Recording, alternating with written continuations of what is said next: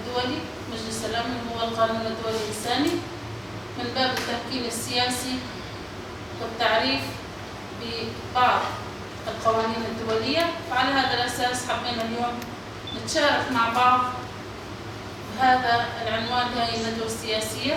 لكن قبل ما نبلش ندوتنا ندعو الجميع بوقوف دقيقة الصمت استقبالا لأرواح الشهداء.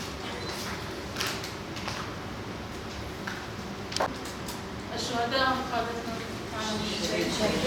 القانون الدولي العام له عدة فروع، منها القانون الدولي الإنساني.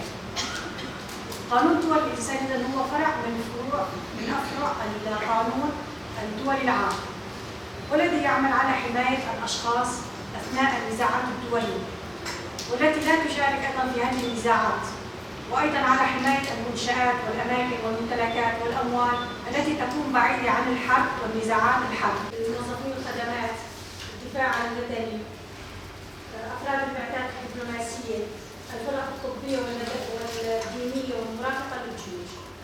إن القانون الدولي وجد لحماية السكان الآمنين أثناء النزاعات المسلحة، أو يسمى قانون الحرب أو قانون حماية الأشخاص بالنزاعات المسلحة والحروب. يعني مثلا الأشخاص هم ما لهم ذنب بهذه الحروب اللي عم تصير. الدولي طبعا هي بشكل عام ليش نوجد القانون الدولي؟